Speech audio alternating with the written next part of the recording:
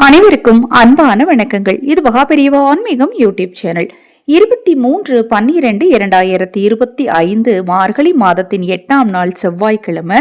இன்று காலை பார்த்தீங்கன்னா 11:31 இருந்து 24/12/2025 மார்கழி மாதத்தின் 9ஆம் நாள் புதன்கிழமை காலை 11:41 வரைக்கும் சதுர்த்தி திதி இருக்கு.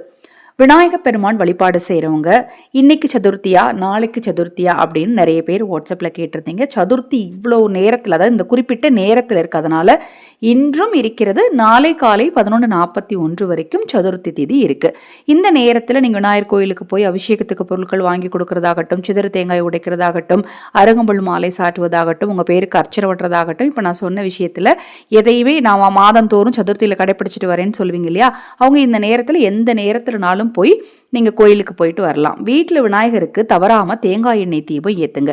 இந்த நாளில் நீங்கள் செய்யக்கூடிய, அதாவது இந்த நேரத்தில், இந்த நாள் அப்படிங்கிறத தாண்டி இந்த நேரத்தில் இன்றிலிருந்து நாளை காலை 11:41 உங்களுக்கு எப்போ நேரம் கிடைச்சாலும் பூஜையில் நான் சொல்லக்கூடிய இந்த ஒரு சூட்சம பரிகாரத்தை செய்யுங்க.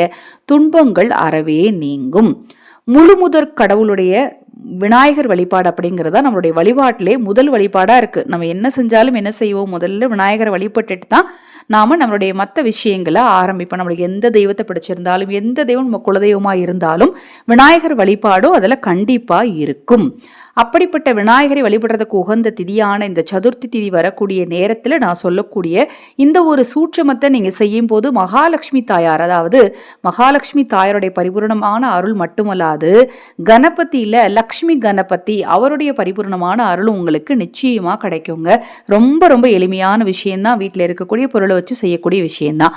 நாளைய தினம் மகா பஞ்சமியாக வேள்வியில் உங்கள் குடும்ப உறுப்பினர்களின் பெயருக்கு குங்கும அர்ச்சனை செய்து கொள்ள விரும்பினாலும் அக்ஷயபாத்திரம் உணவளிக்கும் திட்டத்தை பற்றி தினம்தோறும் சொல்லிட்டு இருக்கேன். அந்த திட்டத்தில் எங்களோடு இணைந்து ஆதரவற்றவர்களுக்கு உணவளிக்க விரும்பினாலும், புத்தாண்டு வரப்போது, அடுத்தது பார்த்தீங்கன்னா பொங்கல் வரப்போது, இந்த நாட்களில் மட்டுமாவது நீங்கள் ஆதரவற்றவர்களுக்கு உணவளிக்க முன்வாருங்கள். அது மட்டுமல்லாது உங்கள் வீட்டு குழந்தையுடைய பிறந்த நாள், திருமண நாள், சிறப்பு வைபவ நாட்கள் ஆதரவற்றவர்களுக்கு உணவளிக்க விரும்பினாலும், கணவன் மனை பிரச்சனை, தொழில் பிரச்சனை, குடும்ப பிரச்சனை, செய்வினை கோளாறு, எதிரி தொல்லை, இது மாதிரி பிரச்சனைகளுக்கு பிரத்யேகமாக பரிகாரங்கள் செய்து கொள்ள விரும்பினாலும், தீர்க்க முடியாத பிரச்சனைகள் எதுவுமே கிடையாது.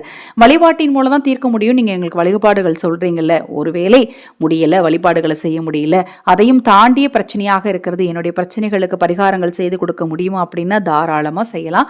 பரிகாரங்கள் செய்து கொள்ள விரும்பினாலும் 9344692042 இந்த வாட்ஸ்அப் எண்ணிற்கு தொடர்பு கொள்ளுங்க. பூஜை அறையில் கண்ணாடி முன்னாடி, பூஜை அறையில் கண்டிப்பா எல்லாரும் ஒரு சின்ன கண்ணாடி வச்சிருப்போம் இல்லையா, ஒருவேளை நீங்க வைக்கலனா கூட பூஜையில் கண்ணாடியை வச்சு நான் சொல்லக்கூடிய இந்த பரிகாரத்தை செய்யுங்க. ஒரு சிறிய தட்டு எடுத்துக்கணும், தட்டு மேலே ஒரு வெத்தலையை வைக்கணும். வெத்தலையை வச்சுட்டு பிள்ளையார் பிடிக்கணும். சாணம் இருந்தால் சாணம், மஞ்சள் இருந்தால் மஞ்சள், இல்லை அப்படின்னா உங்கள்கிட்ட சாணம் மஞ்சள் ரெண்டுமே இருக்குன்னா ரெண்டையுமே மிக்ஸ் பண்ணி கூட நீங்கள் பிள்ளையார் பிடிச்சிக்கலாம். சின்னதாக ஒரு பிள்ளையார் பிடிச்சி பிள்ளையாருக்கு சந்தன குங்குமம் பொட்டு வச்சு அதன் மேல் ஒரு அருகம்புல்லை வச்சு ஒரு ரூபாய் நாணயத்தை எடுத்து அந்த நீங்கள் பிடிச்சி வச்சுருக்கீங்களா அந்த பிள்ளையார் மேலே நீங்கள் ஒட்டி வச்சிடணும். நீங்கள் கோயிலில் பார்த்துருப்பீங்க, பிள்ளையாரோட தொப்புள்ளையும் நெத்திலையும் பார்த்தீங்கன்னா ₹1 நாணயத்தை வச்சுருப்பாங்க. அதாவது பிள்ளையாருக்கு அலங்காரம்லாம் செய்து முடித்த பிறகு முதல்ல இதை தான் செய்வாங்க. நீங்கள் உங்கள் வீட்டில் பிடிச்சி வச்சிருக்கிற பிள்ளையார்லையும் ₹1 நாணயத்தை வச்சு அதை நீங்கள் கண்ணாடி தெரியிற மாதிரி வச்சிருங்க. இந்த பிள்ளையாருக்கு அருகம்புல் அல்லது எருக்கம்பூ கண்டிப்பா போடணும். அது மாதிரி அட்சதை அரிசி ஒரு தட்டுல முன்னாடி வைக்கணும். வச்சுட்டு பிள்ளையாருக்கு பிடித்த நிவேதனம், பொரி, கடலை, என்ன உங்களால முடியுமோ அதை வச்சுட்டு அச்சு வெள்ளம், ஒரு துண்டு அச்சு வெள்ளத்தை கண்டிப்பா வைக்கணும். வச்சுட்டு மனதார உங்கள் கோரிக்கைகள் எதுவோ, வேண்டுதல்கள் எதுவோ அதை பிள்ளையார நினைச்சு வேண்டிக்கோங்க. வேண்டிட்டு அந்த பிடிச்சு வச்சிருக்கீங்க இல்லையா, இந்த மார்கழி மாதத்துல எல்லார் வீட்டு வாசல்லையும் பார்த்துருப்பீங்க. நான் மார்கழி மாதத்தோட 1ஆம் நாளே சொல்லியிருப்பேன், வாசல்ல சாண பிள்ளையார் வைக்கிறது ரொம்ப விசேஷம். வைக்க முடியாதவங்க இந்த சதுர்த்தி திதியில மட்டுமாவது இப்போ நான் சொல்லக்கூடிய இந்த பிள்ளையாரை பிடிச்சு வைங்க.